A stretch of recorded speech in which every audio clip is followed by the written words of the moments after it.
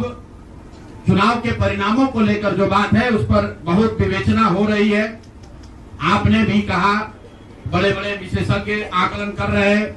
कोई बता रहा है कि पैसे से जीत लिया गया, कोई बता रहा है कि लालू जी के डर से ध्रुवीकरण हुआ इसलिए जीता गया, कुछ लोग बता रहे हैं कि जातियों की बात अभी पूरी तरह खत्म नहीं हुई। मैं यहाँ चुनाव के विश्लेषण के लिए नहीं बैठा हूँ, लेकिन एक बात तो बिल्कुल स्पष्ट है कि पहली बार स्वतंत्र भारत के इतिहास में और खासकर बिहार में पहली बार ऐसा हुआ है कि कोई चुनाव जिसमें सरकार ने करीब करीब 40,000 करोड़ रुपया जनता के पैसे को खर्च करने का वादा किया है। और मुझे लगता है कि वही एक कारण है जिसकी वजह से एनडीए को इतना बड़ा बहुमत मिला है। मैं सिर्फ आपके ध्यान में लाना चाहता हूं कि 10,000 रुपए की बड़ी चर्चा हो रही है।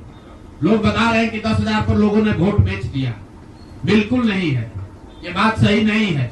मेरा आज भी ये यकीन है कि 10,000 रुपए के लिए बिहार के लोग अपना वोट, अपना बच्चों का भविष्य नहीं बेचेंगे। अगर 10,000 रुपए को आप जोड़िएगा तो प्रतिदिन 5.5 रुपया हुआ। 5.5 रुपए में कौन अपना वोट बेचेगा? लोगों ने 10,000 रुपए के लिए सिर्फ वोट नहीं बेचा है। आपको देखने, जानने, समझने की जरूरत है। और इस पर ये बहस भी हो रहा है। सत्ता में जो लोग आए हैं वो कह रहे भैया हम तो सरकारी योजना चला रहे थे। जो विपक्ष में है वो कह रहा है हम योजना नहीं चला रहे थे, आप पैसा देके वोट खरीद रहे थे। इसका कोई अंत नहीं है, इस बहस का कोई अंत नहीं है। चुनाव आयोग पर लोग टीका टिप्पणी कर रहे हैं, वो चुनाव आयोग का विषय है। बिहार के बेटा होने के नाते, बिहार के नागरिक होने के नाते मेरा बस एक ही प्रश्न है। हर विधानसभा क्षेत्र में 60 से 62,000 लोगों को कम से कम 10,000 रुपया सीधे तौर पर सरकार ने दिया है। सिर्फ 10,000 रुपया नहीं दिया, ये कहा कि आपको स्वरोजगार के लिए 2 लाख रुपया दिया जाएगा और उसकी पहली किस्त के तौर पर, बयाना के तौर पर 10,000 रुपया उसको दिया गया। और पूरा सरकारी तंत्र लगाया गया लोगों को ये बताने के लिए कि अगर आप एनडीए को वोट देते हैं तो आपको 10,000 रुपए के साथ साथ आने वाले 6 महीनों में 2 लाख रुपए तक की सहायता मिलेगी। इसको करने के लिए पूरा सरकारी तंत्र लगा। जीविका की दीदियों को बैठाया गया। जितने यहाँ पर आशा आंगनवाड़ी सेविकाएं हैं उनकी सैलरी, उनका मानदेय बढ़ाकर उनको जोड़ा गया। लोग कह रहा है भैया काडर कहाँ है? मेरे भाई 2 लाख लोगों को, आप ध्यान रखिए, सिर्फ 10,000 रुपए लोगों को नहीं दिया गया है। हर विधानसभा में, मैं बहुत जिम्मेवारी से जो सरकारी आंकड़ा है वही बता रहा हूँ, हर विधानसभा में 60 से 62,000 महिलाओं को 10,000 रुपया दिया गया है।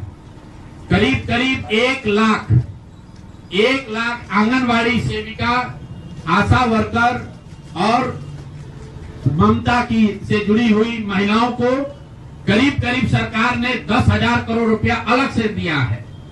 इसके साथ ही विकास मित्र और टोला सेवकों को 25,000 रुपया एक बार में, और जो लोग प्रवासी मजदूर बाहर से आए उनको 5,000 रुपया दिया गया है कपड़ा के नाम पर।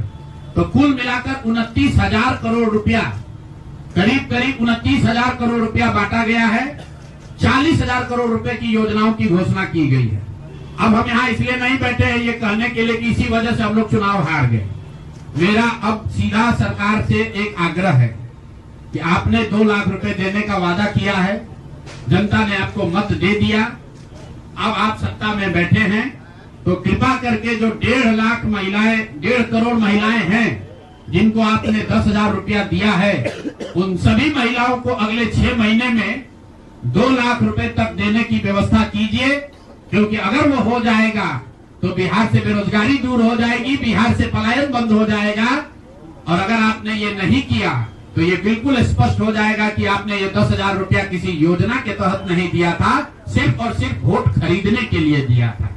तो वोट खरीदने के लिए पैसा दिया गया है कि किसी योजना के तहत पैसा दिया गया है, सरकारी योजना के तहत, इसका प्रमाण इस बात पर है कि आने वाले 6 महीने में सरकार ने स्वरोजगार के नाम पर जो पैसा जारी किया है उस क्षेत्र में और पैसा और मदद जारी की जाती है या नहीं की जाती है।